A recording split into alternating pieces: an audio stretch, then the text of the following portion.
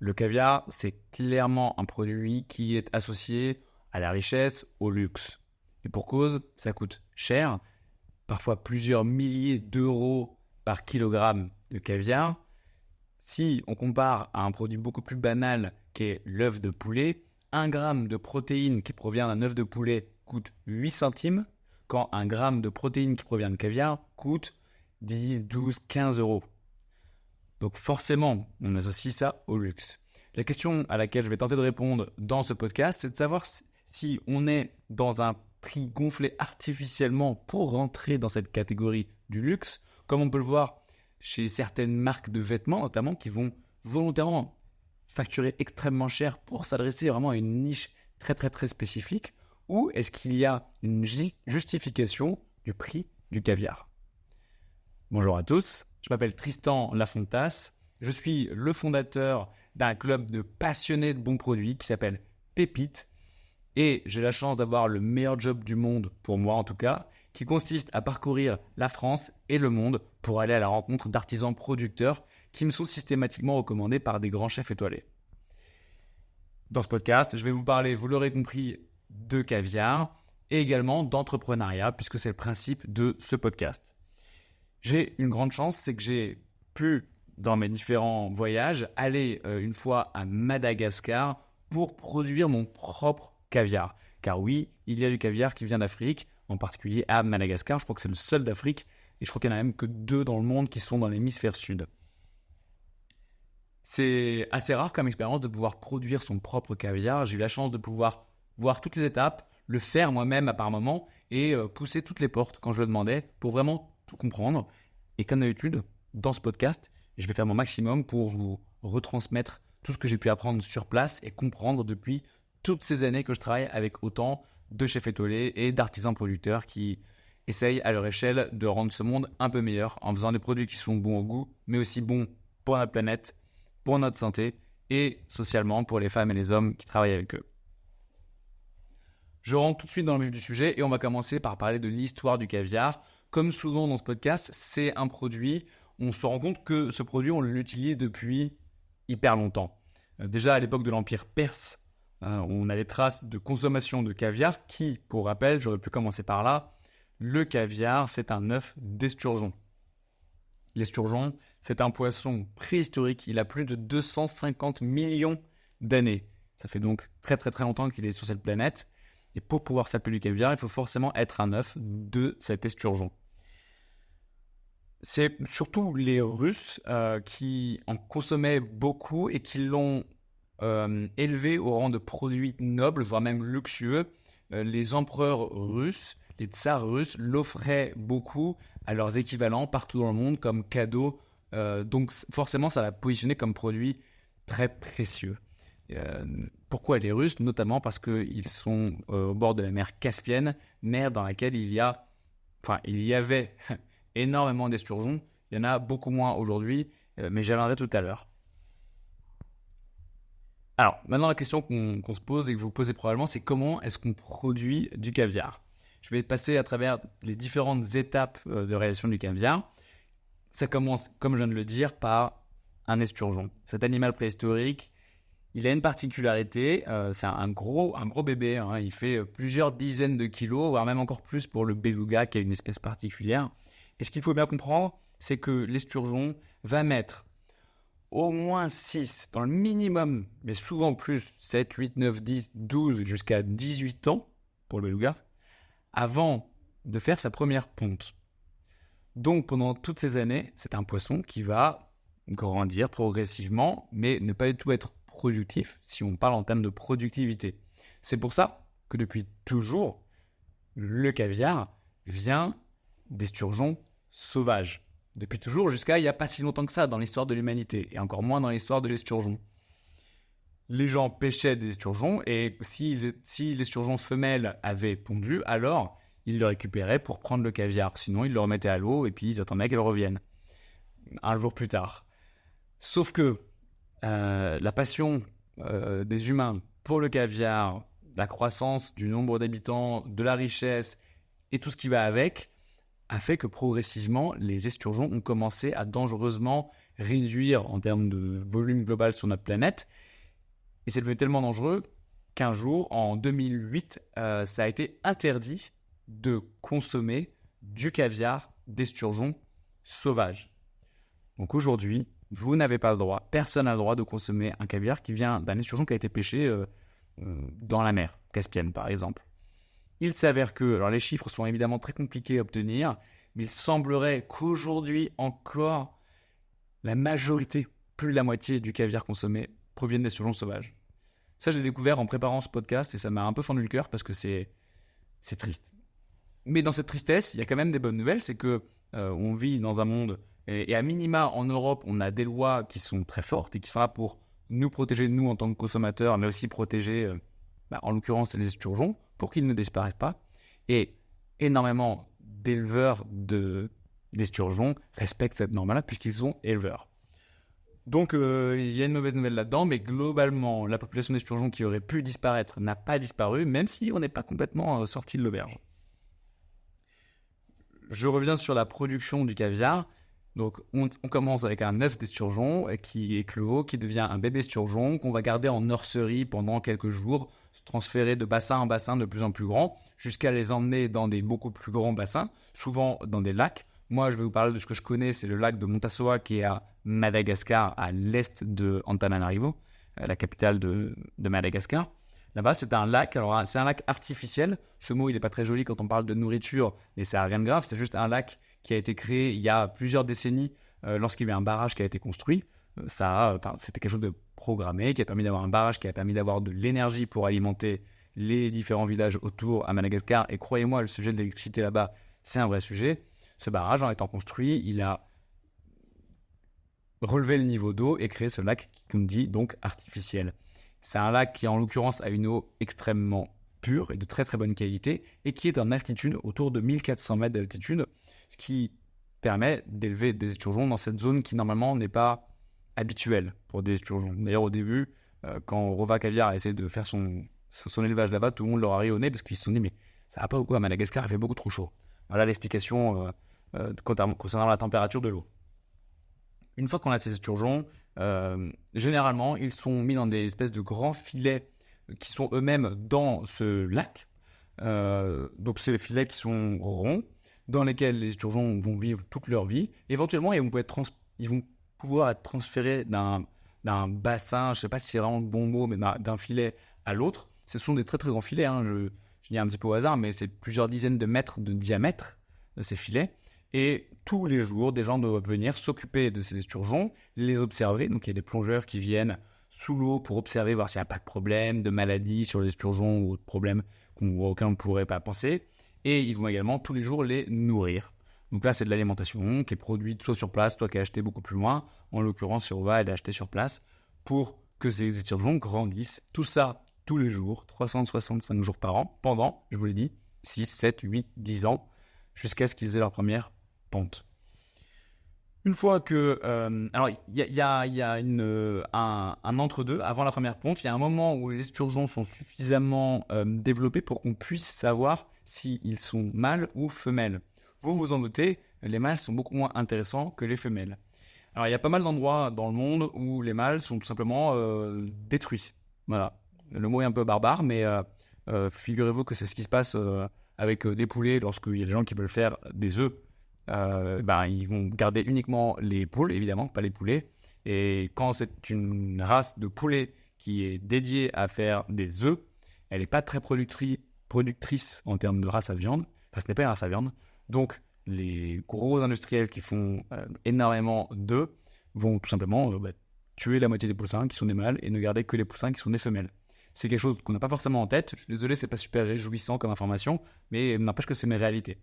Et donc, quand vous achetez des œufs à votre fromager en bas de chez vous, peut-être que vous évitez de pousser ce genre de pratique. Je dis ça, je dis rien. Pour les esturgeons, c'est le cas aussi, évidemment, parce qu'on parle de gens dont c'est leur vie, c'est leur entreprise, ils vivent de ça, et donc un esturgeon mâle ne leur apporte pas d'argent, ou très très peu par rapport à un esturgeon femelle. Donc ils sont soit mangés localement, soit juste détruits parce que pas assez productifs, et seules les femelles sont gardées. Je fais une nouvelle parenthèse. Je vais faire une autre parenthèse tous les podcasteurs et youtubeurs que je suis ou que j'écoute annoncent le moment où leur podcast est sponsorisé. Moi, je vais le faire maintenant. Je vais vous annoncer qui est le sponsor de ce podcast. Et en l'occurrence, ce sont les membres du Club Pépite. C'est la beauté de ce podcast, c'est qu'il y a beaucoup de créateurs de contenu. En fait, je vais un petit peu dans le sens inverse. Il y a beaucoup de créateurs de contenu qui d'abord créent du contenu. Et une fois qu'ils ont une grosse audience, ils se posent la question de comment la monétiser.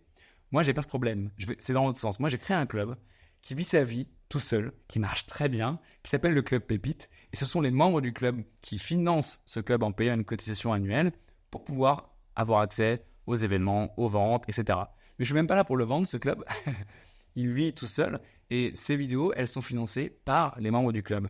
Ce qui me permet de vous parler de n'importe qui et de dire tout ce que je veux, puisque j'ai aucune contrainte. Je ne vais pas vous parler d'un VPN ou de je sais pas quoi. En ce moment, j'entends pas partout les sponsors parler de VPN, je sais pas pourquoi. Maintenant que j'ai dit que les sponsors de ce podcast sont les membres du club Pépite, et je vous remercie parce que je sais que vous êtes nombreux à écouter ce podcast, je peux maintenant vous dire, à nouveau, vous donner un exemple de Rova Caviar. Donc Rova n'est pas sponsor de ce podcast. Rova n'a jamais été sponsor de Pépite puisque je choisis qui je veux mettre en avant dans le club ou dans ce podcast. Rova, en l'occurrence, à Madagascar, c'est un pays qui est extrêmement pauvre, vous le savez probablement, et ça aurait été un peu horrible de se dire on va jeter des esturgeons parce que c'est quand même de la chair de poisson. Delphine, qui est une des cofondatrices de Rova, m'expliquait qu'il y a un orphelinat dans on va dire Tana, c'est le nom de la capitale, Antananarivo. On est allé voir cet orphelinat dans lequel il y a, j'ai même plus le chiffre exact, je crois c'est 18 000 orphelins. 18 000. Et si je me trompe, c'est peut-être 16 000. Donc autant vous dire qu'on est dans le même ordre de grandeur. C'est horrible. Tout ça qui est tenu à bout de bras par le père Pedro, qui commence malheureusement à être un peu âgé et à l'époque où on en parlait, on ne savait pas trop qui allait reprendre après lui. C'est horrible. Et Delphine me disait que elle s'était rendue compte un jour qu'il y avait énormément d'enfants, notamment dans cet orphelinat, qui n'avaient aucun apport en protéines de l'année. Donc en fait, jamais. Les protéines, vous le savez, c'est hyper important pour construire notre corps, nos muscles, bien sûr, mais aussi notre cerveau, nos organes. Enfin, c'est extrêmement important. Ça a été un choc pour Delphine qui s'est dit mais comment est-ce qu'on peut contribuer à ça? Et la réponse, elle est tombée assez évidemment, vous la devinez, puisque je viens d'en parler à l'instant, notamment à travers la chair de poisson des esturgeons. Rova, aujourd'hui, revend 40% de la chair d'esturgeon qu'ils produisent sur le marché local de Madagascar avec un coût de protéines qui est la protéine la moins chère du pays. Et soit les 60% restants sont donnés à l'orphelinat.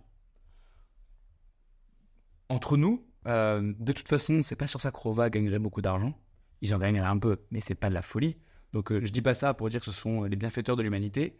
Néanmoins, pour les avoir rencontrés et avoir passé beaucoup de temps avec eux, je peux vous assurer qu'il y a une vraie mission derrière. Il y a une vraie sensibilité à la situation malgache. Et je sais que Delphine, ça lui tient énormément à cœur. Et elle ne fait pas que ça. Elle organise des levées de fonds régulièrement dans une charity pour pouvoir financer cet orphelinat. Bon, bref, elle bosse super bien, c'est trop bien ce qu'elle fait. Et je suis trop content de savoir que, en l'occurrence, la chair de ces esturgeons, elle est vraiment très très très utile puisqu'elle aide ses enfants à avoir un peu plus régulièrement des protéines dans leur alimentation.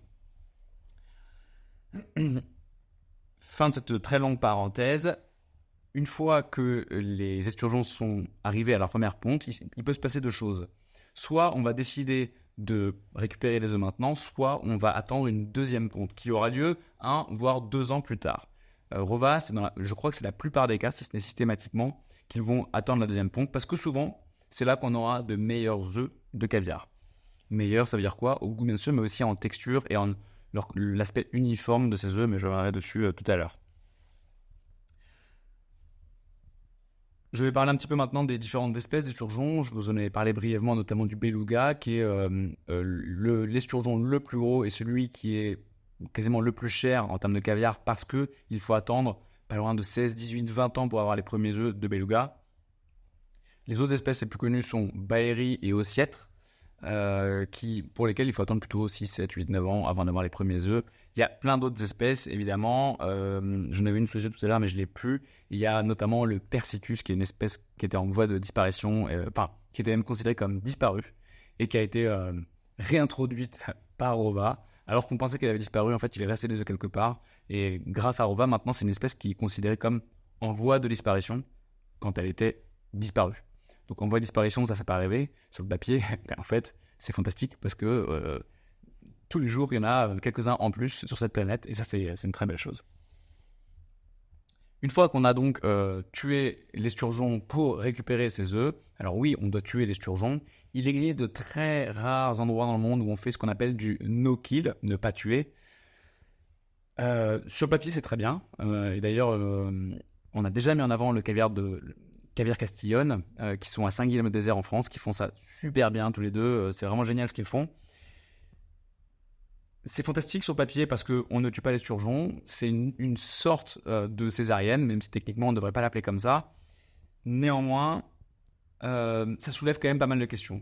Déjà, des questions de bien-être animal. C'est quand même une opération qu'on fait sur un animal avec tous les risques qu'il y a derrière. Alors, Caviar Castillon le fait très très bien, mais ils ont la chance d'être en France, dans un pays où on a tout ce qu'il faut en termes de vétérinaire, de soins et de normes de qualité et de sécurité qui permettent de prendre soin des animaux. Du no-kill à l'autre bout du monde, dans un pays beaucoup plus chaud, où les pathogènes sont plus à même de se développer, je ne sais pas ce que ça pourrait donner. Et il faut bien avoir en tête qu'il y a une autre réalité, c'est qu'économiquement, c'est très complexe de faire du no-kill.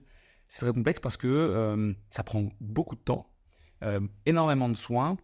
Ce que m'expliquaient les fondateurs de Caviar Castillon, c'est qu'il faut avoir un vétérinaire qui est sur place. Donc ça a un coût, évidemment. Et en fait, la réalité économique, c'est que c'est très long d'avoir ces premiers esturgeons qui font leurs premiers œufs. Mais une fois que c'est bon et que tous les ans, on a de nouveaux esturgeons qui arrivent et qui pondent leurs œufs, a priori, de ce que j'en ai compris, c'est beaucoup plus simple de juste abattre l'animal et récupérer ses œufs que de faire ce qu'on appelle le no-kill. Navré si c'est un sujet qui vous donne un peu des frissons, c'est pas les sujets que je préfère aborder, et malgré tout, c'est aussi la réalité de consommateurs que nous sommes. À partir du moment où on décide de manger des produits animaux, il faut accepter que ces animaux doivent mourir à un moment ou à un autre. La question, c'est dans quelles conditions et est-ce que on respecte le mieux possible le bien-être animal. D'ailleurs, puisque je suis sur ce sujet-là, il y a plusieurs manières d'abattre les esturgeons. Celle que j'ai vue moi, c'est un coup sec derrière la nuque, pour faire simple. Je sais pas pourquoi je rigole, désolé, ça me fait penser à... Bon, peu importe. C'est un coup derrière la nuque qui va en fait tout simplement complètement assommer immédiatement l'esturgeon, voire même le tuer du premier coup. Il y a probablement d'autres méthodes que je connais pas, mais c'est celle-là que je connais. Ensuite, on va donc extraire les œufs de la poche qui est dans l'esturgeon. Et là, il y a tout un tri, un nettoyage qui va se mettre en place. Donc, nettoyage, ça consiste à, et alors c'est assez particulier, il faut imaginer un gros tamis sur lequel on va poser la poche d'œufs et on va appuyer assez fort, même très fort, pour que les œufs passent à travers ce tamis. Pourquoi je vous dis ça avec autant d'étonnement dans ma voix? C'est que c'est vraiment surprenant de voir à quel point on peut écraser fort un grain de caviar sans qu'il s'éclate. C'est très très très résistant, beaucoup plus que ce qu'on pourrait imaginer. Et donc vraiment, il faut le presser sur le tamis pour retirer la rogue et garder uniquement les œufs de caviar. Une fois qu'on a fait ça, vu qu'on est sur un produit quand même de luxe, il y a toute une phase de tri qui est faite à la main, au regard et à la pince à épiler, je vous jure, c'est pas une blague, pour retirer les grains qui sont en mauvais état, pas jolis, etc. Une fois qu'on a fait ça, on va faire le saumurage. Donc le saumurage, c'est le moment où on va les mettre dans une saumure ou juste simplement ajouter du sel. Donc là, chaque producteur de caviar a son dosage spécifique et sait que pour 1 kg d'œufs de caviar, on va ajouter X grammes. Souvent, c'est un chiffre qui est gardé un petit peu secrètement, même si c'est un secret de polichinelle, de sel qu'on va ajouter. Alors j'ai eu la chance de goûter à du caviar juste avant qu'il soit salé, parce que j'ai posé la question et qu'on m'a dit bizarre comme question, mais pourquoi pas. Et je peux vous dire que ça n'a aucun goût. C'est vraiment hyper surprenant à quel point c'est fade. Et le rôle d'exhausteur de goût du sel, sel dont je parle dans un autre podcast que j'ai déjà enregistré, là, il est vraiment, vraiment hyper clair et explicite. Cette toute petite pointe de sel vient vraiment transformer, en fait, complètement révéler le goût du grain de caviar. C'est assez impressionnant. Une fois qu'on a fait ça, on va pouvoir éventuellement rentrer dans une phase de maturation. Et d'ailleurs, j'ai oublié, je voulais parler d'une étape avant d'abattre l'esturgeon. Il peut y avoir une étape qu'on va appeler c'est l'affinage. C'est-à-dire qu'on va laisser jeûner l'esturgeon pendant quelques jours. Donc jeûner, ça veut dire ne pas manger. Dans une eau qui est extrêmement propre, ultra filtrée. En fait, pendant ces quelques jours de jeûne, l'esturgeon va se filtrer naturellement et ça va éviter d'avoir certaines notes aromatiques dans le caviar qu'on pourrait ne pas vouloir. Des notes un petit peu de vase éventuellement ou de choses qui ne plaisent pas. Ça, c'est une étape qui est importante, qui n'est pas faite à chaque fois parce que ça prend du temps. Et puis, il faut l'espace pour le faire, il faut les machines pour filtrer l'eau, qui sont en l'occurrence, moi que j'ai pu voir chez Rova, il y a vraiment tout un système de filtration de l'eau qui est assez développé pour que cette eau-là soit la plus pure possible, encore plus clean que celle de l'eau du lac, puisqu'évidemment, l'eau du lac, elle est vivante. Il peut y avoir des organismes vivants dans ce lac, c'est évident. Une fois donc qu'on a salé, on va le laisser maturer éventuellement. C'est pas tout le temps le cas. Il y a des gens qui préfèrent les œufs de caviar extrêmement frais, qui viennent à peine d'être préparés. Et puis il y a des gens qui vont laisser maturer les œufs pendant quelques mois, ce qui va donner des notes un peu d'umami. Vous savez, umami, la 5e saveur, dont on parle beaucoup au Japon, qu'on va retrouver dans beaucoup de produits fermentés par exemple. J'ai pas vraiment encore complètement fait le tour du sujet de la maturation du caviar. C'est-à-dire que je sais qu'il y en a qui le font par choix gustatif, d'autres qui disent que c'est un choix gustatif, mais en fait ça permet d'avoir constamment du caviar qui a quelques mois, et donc d'un point de vue commercial c'est quand même plus simple que d'avoir tout le temps du caviar ultra frais. J'ai pas vraiment fait le tour. En l'occurrence, celui de Rova est la plupart du temps frais, et c'est comme ça qu'ils conseillent de le déguster, même si en ce moment sur le club on a du caviar maturé qui a quelques mois. Donc en fait, si vous avez bien compris ce que je viens de vous dire, ça veut dire qu'il n'est pas très loin de sa DLC. Et en l'occurrence, les membres du Club Moi Chef vont y avoir accès à un prix qui est... J'ai dit Club Moi Chef, l'ancien nom du Club Pépite, ça m'arrive encore forcément après 10 ans. Les membres du Club Pépite vont pouvoir en acheter à un prix qui défie tout entendement. Mais je suis pas là pour faire la promo.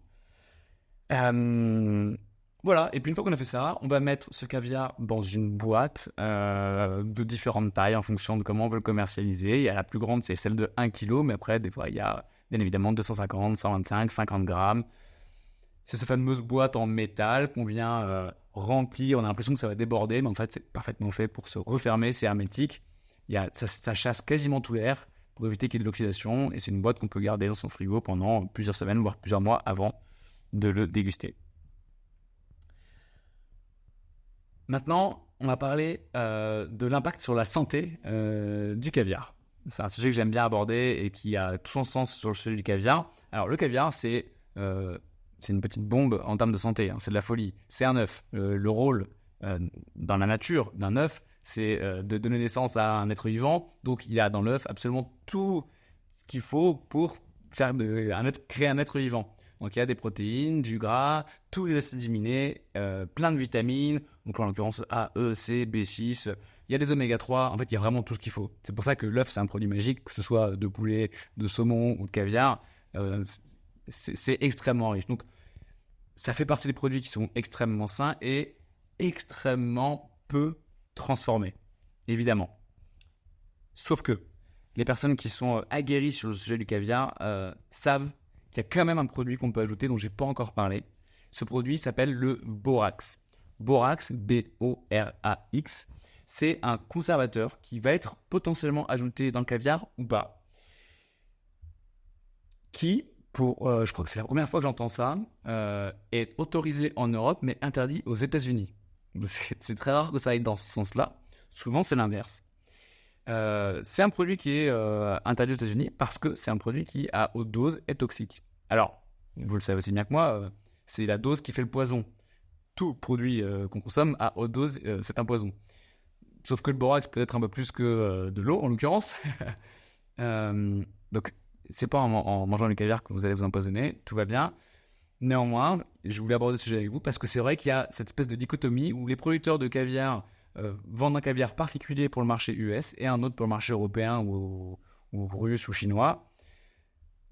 J'arrive pas trop à comprendre pourquoi c'est toujours le cas. C'est également le cas de Rova Caviar qui vend du caviar avec du borax pour le marché européen et sans pour le marché américain. Alors l'avantage pour tous ces producteurs de caviar, il est évident, c'est que la shelf life, la durée de vie sur étalage, elle est beaucoup plus courte sans ce fameux borax. Si on n'en rajoute pas du borax, le caviar va maturer beaucoup plus vite, prendre des notes dont on n'a pas envie. Donc il faut être sur un marché qui va consommer très vite. On ne peut pas stocker des kilos de caviar de façon dans d'une durée, vous avez compris, pendant trop longtemps. Sinon, ça ne sort pas. Ma philosophie, si vous n'en êtes pas à mon premier podcast, vous la connaissez. Moi, perso, le borax, c'est un produit chimique qui sert par endroits, il sert à nettoyer des trucs. Enfin, franchement, ça ne me fait pas rêver. Donc, quand j'ai le choix, je préfère m'en passer. J'ai tendance à faire confiance au temps, globalement. Des produits qu'on a mangés depuis des siècles, voire des millénaires, ça va. Mais tous les machins qu'on rajoute dans les produits, je sais qu'il y en a évidemment qui sont complètement bénins et qui n'ont aucun problème pour notre santé. Mais je sais aussi qu'il y en a d'autres pour lesquels il y a des doutes.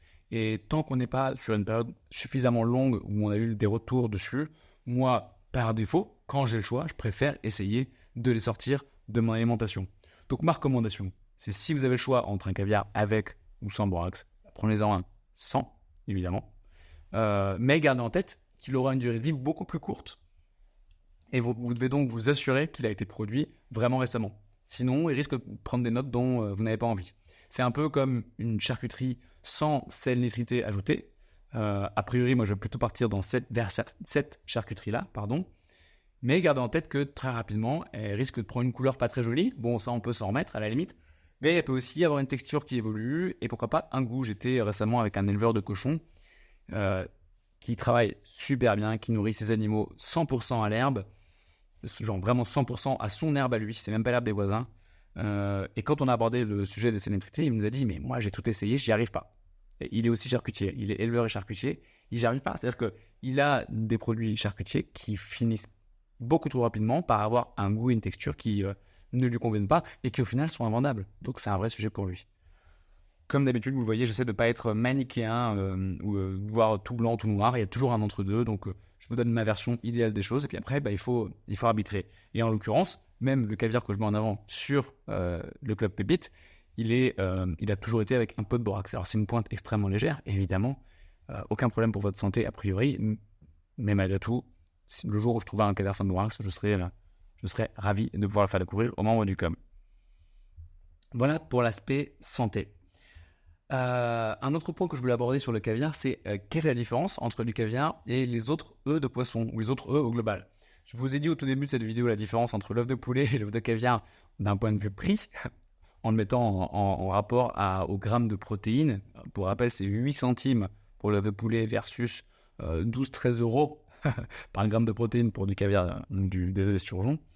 Ce que vous connaissez sûrement, c'est également les œufs de limpe ou les œufs de saumon. Si on prend l'œuf de saumon par exemple, c'est un produit qui est complètement différent pour le coup. C'est beaucoup plus gros, c'est souvent beaucoup plus salé et en termes de texture, c'est très différent. Moi, ce que j'adore dans l'œuf de saumon, c'est le côté qui va exploser sous la dent. Ça a vraiment, c'est très liquide à l'intérieur et ça a une texture qui est très sympa. En termes de goût, c'est un peu moins de finesse clairement que du caviar qui est très très fin. Au sujet du goût, à nouveau, je voudrais répondre à une question qu'on me pose assez régulièrement, très honnêtement, c'est est-ce que ça vaut le coup du caviar? Est-ce que c'est si bon que ça par rapport au prix? Et ma réponse, je suis en train de me demander si je ne l'ai pas déjà fait dans un de ces podcasts, mais ma réponse c'est si vous avez des moyens vraiment vraiment larges, voire illimités d'un point de vue gastronomique, oui, c'est bon, c'est très bon. Mais est-ce que ça vaut le coup? Franchement non. Le ratio prix par rapport à goût, ça va pas être c'est combien de fois plus cher que l'œuf de poulet? Ça va pas être 100 fois meilleur qu'un très bon œuf de poulet. Voilà. Le ratio n'est pas logique, ou en tout cas n'est pas proportionnel au goût. Donc le caviar est un produit exceptionnel, très bon pour la santé, qui est très très fin, et je peux prendre du plaisir lorsque j'ai la chance de pouvoir à manger du caviar, du très bon caviar. Malgré tout, quand on a un budget limité, est-ce que ça vaut le coup? Franchement non. Et j'ai vu pas mal de gens être déçus. Prendre une cuillère de caviar et s'attendre à, notamment dans ma famille, où moi je viens d'une famille qui est plutôt modeste financièrement, on se dit je vais manger un produit qui est tellement cher, ça va forcément être absolument incroyable. Bon, puis en fait, ça reste un œuf de poisson. Donc gardez bien ça en tête, c'est important ramener les choses à leur juste milieu. Je sais pas si c'est la bonne expression, mais je pense que vous avez compris ce que je voulais dire. Les aspects négatifs, maintenant, autour du caviar. Il y a un aspect négatif, très négatif même, dont j'ai parlé au tout début de ce podcast, c'est la menace de faire disparaître les esturgeons.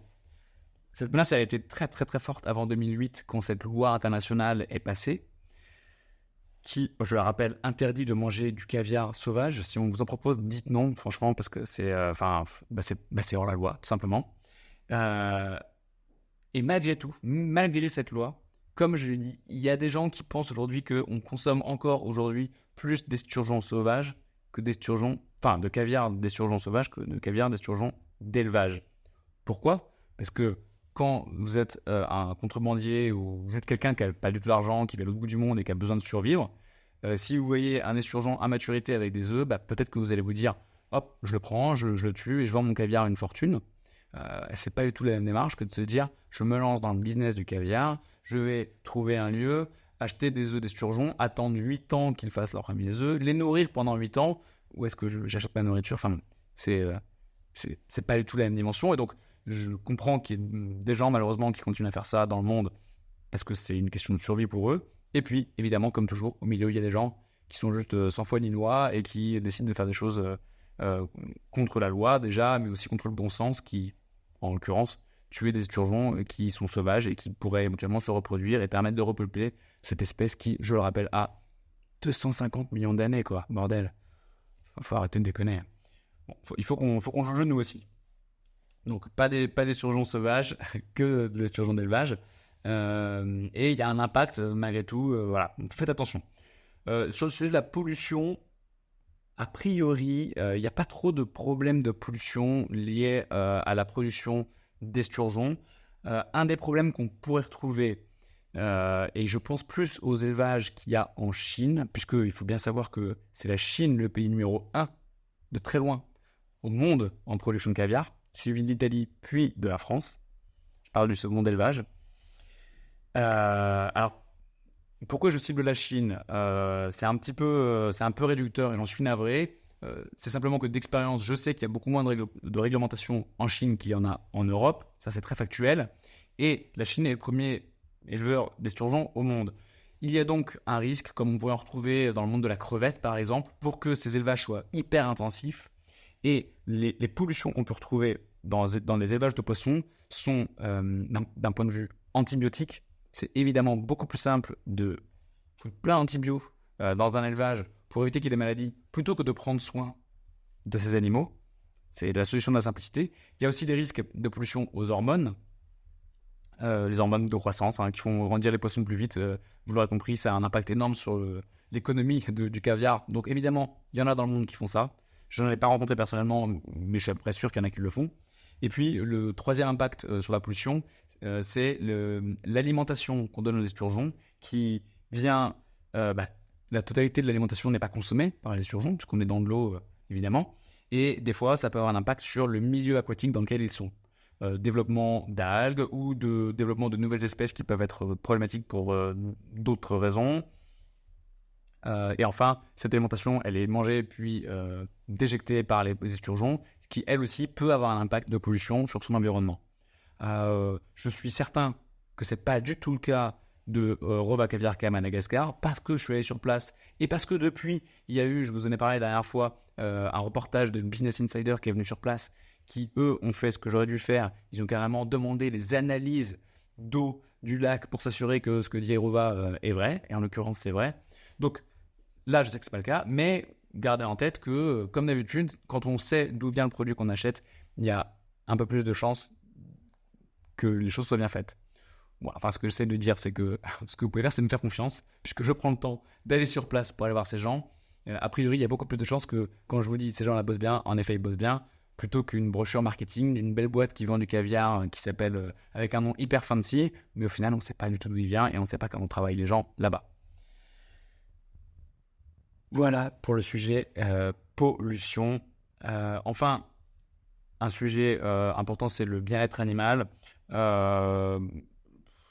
bon, désolé, en fait, je vais passer sur ce sujet parce que j'ai un peu tout dit avec ce que je viens de vous raconter. L'élevage intensif, évidemment, tant qu'on n'est pas sûr d'être sur place, il y a des problèmes de bien-être animal. Ce qu'on connaît dans le monde du poisson, c'est surtout la densité. Hein, c'est un gros problème. Plus il y a d'animaux par mètre cube, évidemment, plus il y a de mal-être animal. Et on peut le voir notamment, je pense là en l'occurrence aux crevettes. Les crevettes qui sont en trop grande densité, c'est simple, elles n'ont jamais d'antenne.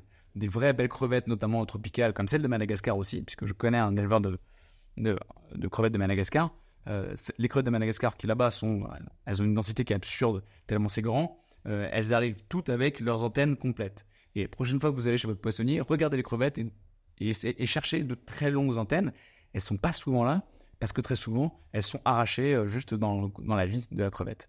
En l'occurrence, ces esturgeons, pareil, je suis allé sur place à Rova, ils ont de la place. C'est pas non plus, ils sont pas libres, comme je vous l'ai dit, ils sont dans des filets, mais la densité dans ces filets est suffisamment bonne pour que l'esturgeon ne s'abîme pas. De toute façon, dans ce genre d'élevage, ce qu'il faut bien vous dire, c'est que c'est un produit qui rapporte tellement, une fois qu'il est là, le caviar, ça se vend très cher, que c'est pas le genre de production ou d'élevage sur lesquels on va prendre trop de raccourcis. Mieux vaut investir dans quelques mètres cubes supplémentaires pour qu'il y ait de l'espace pour ces esturgeons que de faire les radins et de risquer d'avoir un esturgeon qui, au bout de quelques années, meurt d'une maladie et donc qu'on ne puisse pas avoir son caviar. Ce serait un peu absurde. Il y a quand même des gens que ça n'arrêtera pas, j'imagine, mais globalement, ça n'a pas trop de sens. Le problème, il se pose plus dans par exemple, les poulets en batterie ou des choses comme ça, où là, on est sur des produits qui se vendent avec des très faibles marges, donc les moindres centimes qu'on peut économiser, on les économise. Donc voilà, un poulet à 8 euros entier, c'est pas normal. C'est pas normal. C'est bien parce que ça permet de nourrir des gens qui ont besoin de protéines, mais quand on a les moyens de se payer un poulet un peu plus cher, pourquoi pas bio ou label rouge, c'est bien de le faire. Conclusion. Est-ce que le prix du caviar est justifié ? Là, ma réponse, elle est ni blanche ni noire. Vous l'aurez compris, par rapport au goût, je vous ai déjà donné ma réponse. C'est un produit que j'adore en termes de goût, que je trouve fantastique. Est-ce que ça vaut son prix ? Je ne sais pas, je vous laisse en juger. Par contre, une réponse qui est beaucoup plus claire pour moi, c'est que le prix du caviar est pas, ou en tout cas peu, artificiellement gonflé.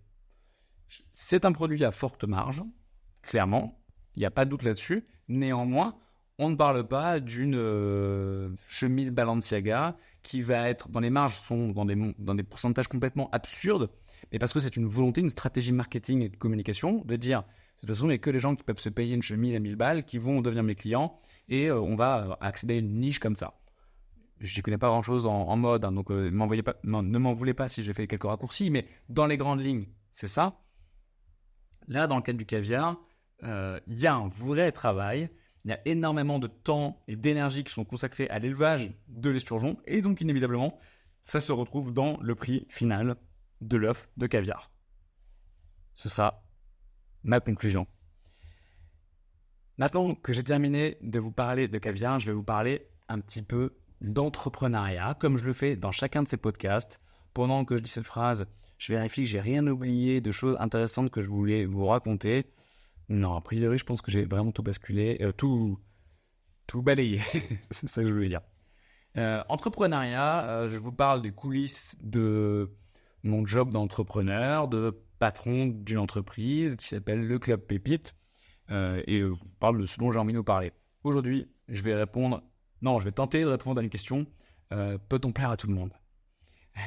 Pourquoi je vous parle de ça ? Parce que c'est un vrai sujet pour moi et pour beaucoup d'entrepreneurs qui sont autour de moi. Il y a toujours quelqu'un qui n'est pas content. Et la question, c'est est-ce qu'il faut plaire à tout le monde ? Et clairement, je n'aurai pas la réponse à cette question. Ou alors, la réponse est non. Ça me paraît très compliqué. Mais après, on peut faire des choix. Vous connaissez sûrement, si vous êtes là, le modèle économique du Club Pépite. Je ne vais pas vous le redire parce que ça va faire un peu trop de redites. Et pourquoi est-ce que j'avais envie d'aborder des sujets ? Je vais partager, comme d'hab, à cœur ouvert, une expérience très récente qui m'est arrivée.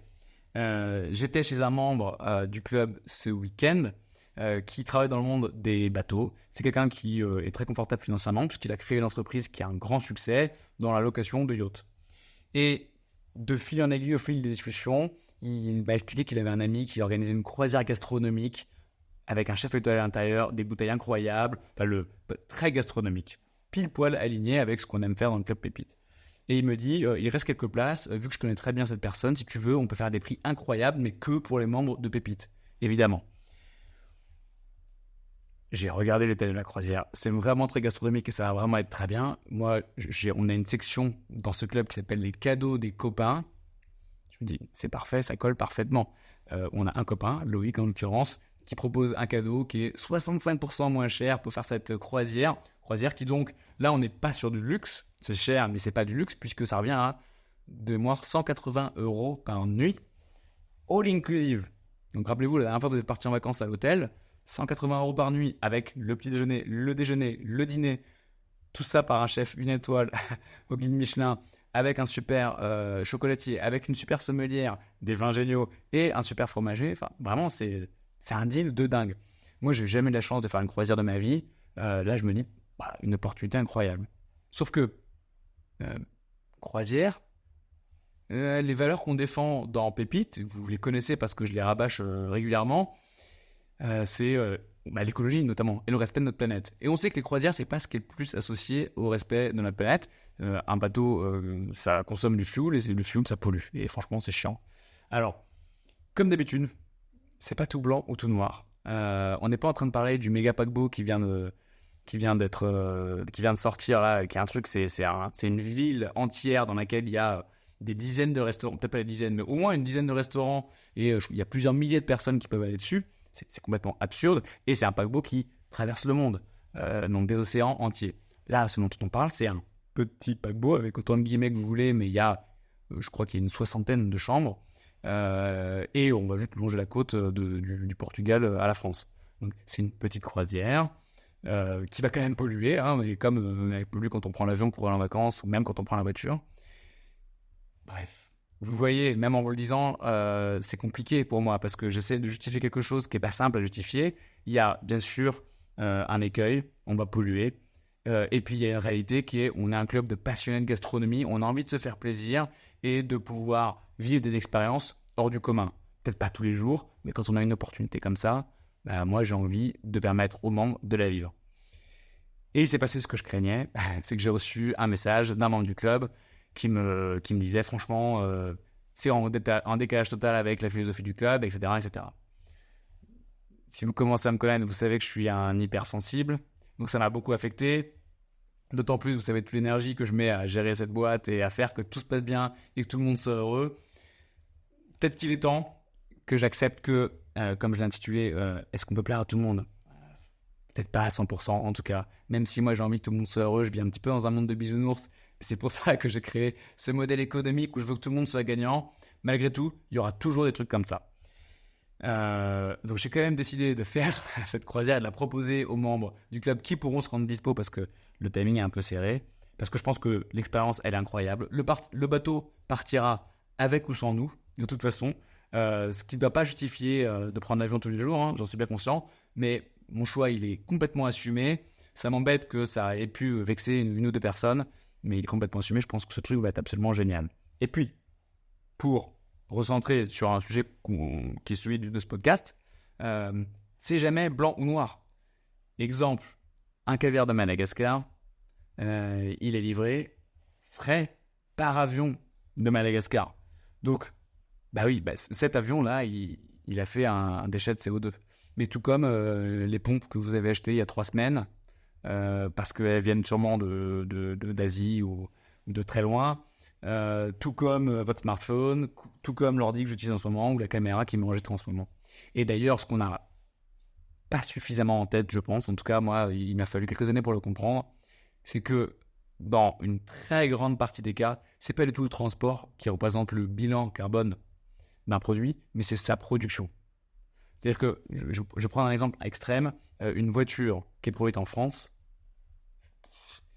ça n'a aucun impact sur son bilan carbone. C'est pas le fait qu'elle soit produite en France, c'est bien pour les emplois français, mais ça n'a aucun impact sur son bilan carbone. Le bilan carbone, c'est le coût de production d'une voiture. Donc si votre voiture, elle vient de Chine, la question qui se pose, c'est quel est le bilan carbone de production de cette voiture là-bas ? Mais je parle d'une voiture, mais ça pourrait être Une fois de plus, un téléphone, un micro, une lampe, n'importe quoi. C'est la production. Et ça s'applique également à ce qu'on mange. Une tomate qui vient de France, mais qui a dû être chauffée sous serre pour être produite, elle aura un bilan carbone bien pire qu'une tomate qui vient du sud de l'Italie, mais qui aura eu du soleil, mais par contre qui sera venue en camion. C'est jamais blanc, c'est jamais noir. On ne peut pas plaire à tout le monde. Il y aura toujours des gens qui vont râler ou pas être alignés en tout cas avec ce qu'on propose. C'est une partie qui est un peu difficile dans l'entrepreneuriat. Et je m'adresse aux entrepreneurs qui m'écoutent ou à ceux qui se posent la question de le devenir. Il faut l'avoir en tête. C'est toujours difficile. Et quand on crée une entreprise, généralement, on y est très attaché émotionnellement et même d'un point de vue. Vous voyez, j'enregistre ce podcast, on est un jour férié. je devrais être dehors avec ma copine en train de prendre le soleil. Mais je suis attaché, je suis content de faire ce podcast. Et puis, j'ai aussi une sorte d'engagement avec moi-même ou avec vous qui m'écoutez qui fait que je veux le faire, même un jour férié. Et le revers de cet engagement fort dans l'aventure entrepreneuriale, c'est que un mauvais commentaire, une mauvaise note sur Google ou quoi que ce soit comme ça, c'est dur, c'est très très dur. Pourquoi je vous dis ça ? Si vous voulez devenir entrepreneur, il faut être prêt, il faut l'avoir en tête ça. Et puis si vous n'avez vraiment pas prévu d'être entrepreneur et vous avez potentiellement raison, gardez ça en tête lorsque vous mettez une mauvaise note à quelqu'un. Vraiment. Moi je me suis vu encore récemment avoir envie de mettre une mauvaise note à quelqu'un et après me raisonner et me dire mais attends, mais arrête Tristan. Tu sais très bien que c'est peut-être un contexte, peut-être qu'il venait de s'engueuler avec sa femme juste avant et que c'est pour ça qu'il était de mauvaise humeur ou j'en sais rien. On connaît rarement le contexte et donc une mauvaise note, l'impact il est très très fort, potentiellement sur le business mais aussi sur le moral de la personne, alors que ça coûte pas grand-chose de mettre une mauvaise note. Ça coûte pas non plus grand-chose de mettre une bonne note et l'impact il est hyper positif. Tiens, mais c'est une transition parfaite pour vous demander de mettre une bonne note sur mon podcast. Voilà pour cette partie entrepreneuriale. Maintenant, on va parler d'un outil geek. Je vais vous parler de deux outils en fait. Je vais vous parler de Prefinery, qui est un outil de liste d'attente. Mais avant, vous vous souvenez, dans un épisode précédent, je vous ai parlé de Adobe Podcast. J'ai peur de radoter quand je vous dis ça. Je me rends compte que j'en ai déjà parlé à quelqu'un récemment.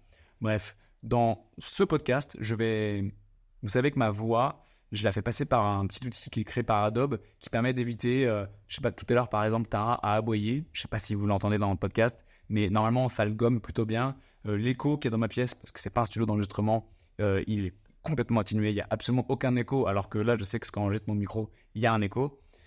Et plein d'autres choses très très bien, ça donne un effet beaucoup plus pro sur ce podcast. Sauf que je me suis rendu compte que l'IA qui a clairement été développée par des Américains n'a pas compris toutes les sonorités de la langue française. Et donc quand je me réécoute, puisque j'essaye de faire cet effort de me réécouter à chaque fois, je me rends compte qu'il y a des lettres qui passent à la trappe ou des sons, des sonorités qui passent à la trappe. Mon rire par exemple, je sais qu'il est un petit peu différent, j'ai un rire différent dans ce podcast qu'en temps normal. Et je sais que ce n'est pas un biais parce que souvent quand on s'écoute la première fois, on est un peu crispé par sa propre voix. C'est normal comme effet. Mais sauf que moi je m'entends très souvent parler puisque je fais beaucoup de vidéos. Donc je suis certain que c'est bien cet outil-là qui vient transformer ma voix et des fois donner un petit peu un côté nasillard. Je sais pas si vous vous en êtes rendu compte, mais moi vraiment je m'en suis rendu compte et il y a des moments où ça m'agaçait. Donc cet outil propose un pourcentage d'amélioration qui est par défaut à 90%, j'avais laissé comme ça. Je vais tester sur cette vidéo que vous entendez maintenant de le baisser, je pense, à un 50%. C'est pas grave s'il y a un léger écho. J'aimerais juste que la prochaine fois que je vous parle, vous ne me disiez pas ah, mais c'est ça ta voix. J'avais l'impression que tu avais le nez bouché tout le temps. Et le deuxième outil geek dont je vais vous parler, c'est Prefinery. C'est l'outil que j'utilise en ce moment pour le nouvel onboarding sur le site du club Pépite. Ça y est, j'ai enfin pu changer ce nouveau moyen de rejoindre le club. Jusqu'à maintenant, il fallait immédiatement postuler, ce qui était bien pour plein de raisons, mais très frustrant pour moi parce que il y avait toujours le cas de figure de la personne qui disait « Ah, ça a l'air trop bien, Pépite !» qui allait sur le site, qui regardait « Ah, ok, j'ai compris, il faudra que je postule. » Puis après, la personne pose son téléphone, elle oublie et c'est fini. Une personne qui a très envie de rejoindre et que moi j'ai rencontré, je sais qu'elle a tout compris sur le club, sur nos valeurs, notre philosophie, et je me dis « Ça ferait un très bon membre du club. » C'est dommage que juste cette personne ne nous rejoigne pas juste parce qu'elle a oublié. Donc là, j'ai changé un petit peu le mode de recrutement. Maintenant, la première action à faire sur le site, c'est de rentrer son email pour rejoindre une liste d'attente. Et une fois que les personnes sont sur la liste d'attente, une fois par mois, et une fois par mois seulement, j'ouvrirai les inscriptions pour pouvoir postuler. Et c'est le deuxième énorme avantage là pour moi, très égoïstement, c'est qu'aujourd'hui, je reçois des candidatures à n'importe quel moment, quand les gens veulent postuler. Ce qui fait que j'ai pas de moments bloqués dans mon agenda pour me dire, allez, maintenant je réponds aux candidatures. Et ce qui fait que j'ai pas mal de retard parce que des fois j'accumule un petit peu ou juste j'ai pas envie parce que c'est pas le moment. Il faut être dans un état d'esprit hyper positif. Et quand on est entrepreneur, c'est pas tout le temps le cas, évidemment. Donc là maintenant, une fois par mois, je me dirais, allez, cette semaine, c'est le moment où je m'occupe de ça. Il y aura 4 jours ouverts pour que les personnes qui sont sur les attentes puissent postuler. Et puis après, je fermerai les candidatures et il faudra attendre un mois supplémentaire. Pourquoi je vous en parle? Parce que l'outil de gestion de ma liste d'attente que j'utilise s'appelle Prefinery, Prefinery. C'est un outil qui coûte plutôt cher. Pareil, je me dis que j'ai l'impression d'avoir déjà parlé de cet outil, mais je sais pas ce que jour aujourd'hui, c'est parce que c'est un jour férié, je pense. J'espère que je vous en avais pas déjà parlé, je me sens bête. Heureusement que maintenant il y a Sabrina qui m'aide à préparer mes podcasts, comme ça elle pourra me le dire. Merci Sabrina. Il coûte un peu cher, mais il est très bien foutu et il permet d'avoir une vraie liste d'attente avec un numéro attribué à chaque personne. Ça me permettra moi de ne sélectionner que les gens qui sont en haut. Si je veux pas qu'il y ait plus de 20 personnes d'un coup qui postulent, ce sera que les 20 premières personnes de cette liste d'attente. Si ça vous intéresse, allez voir leur site, il est vraiment très bien fait et c'est au moment où j'avais cherché ce qu'il y avait de mieux pour gérer une liste d'attente. Et d'ailleurs, au passage, maintenant c'est beaucoup plus simple pour vous également de partager le site Pépite. Vous partagez le lien pépiteclub.com à vos amis et voilà, juste inscris-toi sur les attentes et après, quand on te le demandera, tu diras que c'est moi qui te parraine. C'est beaucoup plus simple que de qu'est-ce qu'il faut faire, comment on fait, voilà. Je terminerai ce podcast par vous faire un teasing comme j'adore en faire, sauf si je radote et que je vous l'ai déjà dit. J'espère que ce n'est pas le cas, mais en tout cas, les échanges ont avancé et je suis de plus en plus certain que les membres de Pépite vont avoir la chance, le privilège, tiens, moi je suis encore dans le thème de Madagascar sans m'en rendre compte, c'est même pas volontaire, de pouvoir avoir régulièrement accès aux noix de cajou de Madagascar qui sont de loin les meilleures noix de cajou que j'ai jamais goûtées. Mais quand je dis de loin, c'est de très très loin. Elles rendent fou tous les membres. J'ai vraiment l'impression que j'ai déjà parlé de ces noix de cajou récemment dans mon podcast. Mais au moins, il y a une update, c'est que j'ai eu des échanges à nouveau et que ça va se faire. C'est de plus en plus sûr. À un prix qui est franchement, pour la meilleure de très très loin. Et qui en plus coche toutes les cases de ce qu'on aime dans le club, respect à notre planète, de la santé, des femmes et des hommes qui le bossent. Et ça, c'est un point très important dans notre cajou parce qu'il y a énormément de maltraitance dans ce milieu-là. J'en parle un autre jour, ce sera un épisode dédié, mais c'est dans la façon de d'éplucher, entre guillemets, la noix de cajou, il y a une espèce d'acide très fort qui vient ronger. C'est très, très... C'est pas bien du tout. Sauf quand c'est bien fait, évidemment. Et évidemment, les noix de cajou qu'on met en avant dans Pépite sont des noix de cajou qui cochent absolument toutes les cases. Et les membres du club, vous allez pouvoir en avoir régulièrement. Régulièrement, ça veut dire quoi? Ça veut dire qu'elles devraient, si tout se passe bien, rentrer dans la nouvelle section cadeau des copains, dans laquelle on propose autant des croisières que des noix de cajou, que les paniers d'Alain Passard, ou tout ce qu'on trouve fantastique, qui reste bien évidemment dans un thème gastronomique et qui apporte énormément de valeur aux membres du club. C'est sur ça que je terminerai ce podcast. Merci d'être encore là avec moi. Merci pour tous les messages que vous m'envoyez à chaque fois. Je ne m'en lasse absolument pas. Merci à Sabrina qui m'a aidé à préparer ce podcast. Et surtout, merci au sponsor de ce podcast. C'est le fameux VPN. Ah non, je déconne. C'est pas un VPN. Ce sont les membres du club Pépite. Merci à vous.